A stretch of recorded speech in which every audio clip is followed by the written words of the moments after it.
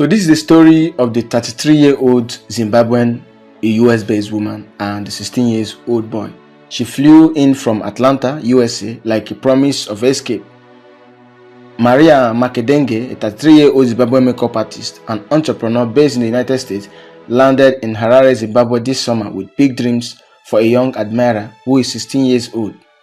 What started as a flirtatious test and a chance meeting in Glen View suburb on August 2 twisted into something darker, or maybe consensual, depending on who you ask.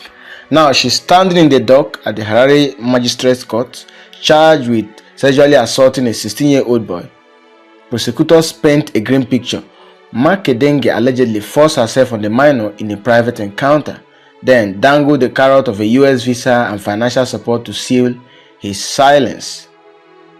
I love how this guy wrote it. He said, no consensual acts, the state thunders, arguing the boy's youth voiced any claim of mutual desire. A lot of people are saying it was the boy's desire, it was a mutual consent and all of that, but the boy is just 16. Her legal team entered a not guilty plea last week, insisting that the age of consent in Zimbabwe is 16. I'm even surprised. It's 16. Applicable to all genders. It was between two willing parties. That's what her lawyer argued in court, slamming the prosecution's case as a moral panic over reverse roles. Bail was denied. She remained until January, the judge citing flight risk and the gravity of exploiting a minor. The story leaked through a haze of social media videos.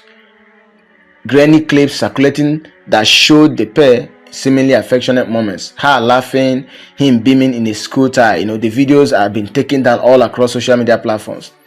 If he looked happy, does that make it happy? Does that make it okay? That's the question so many people are asking. One clip taunts, racking views like wildfire, but courts don't run on likes. Social media is not legal proof. The magistrate warned, echoing global warnings on viral vigilantism. Zimbabwe's laws are clear on paper. 16 is the line for consent, but courts probe power imbalances, coercion, and grooming. Makedenge's US base adds irony. Stateside, she would be faced federal heat for crossing borders with intent. Back home is a minor to the nation's uneven justice. Girl stories dominate headlines. Boys whispers fade. The boy, nameless in reports because his identity needs to be protected, shielded by privacy rules in Zimbabwe, but his family's silence screams volumes. Did promises of America blind him, or was it a betrayal that broke him? Makedenge awaits trial from a cell, her Atlanta empire on pause. One woman's dreams vacation, one boy's shattered summer. In the court of public fury, the verdicts already split. By gender, by grainy proof, by who gets to define consent. When the law meets the lens of a phone camera, who blinks first becomes the case. So we have been, though it happened last 2 months, like as you've just seen, August, September, as you might say, as you can see, but it started trending globally 2 days ago. This 33-year-old woman, she did the unthinkable. For those that are claiming that it was a matter of consent, it wasn't. I don't understand how she was, granted bail, and she wanted bail. She I don't know whether they granted him bail or whatever thing. Report has it that she has been granted bail. You saw the video. She was going to the court and all of that. So it's not a case of consent, even though Zimbabwe's rule says 16 is the baseline for consent, both gender, whether male or female.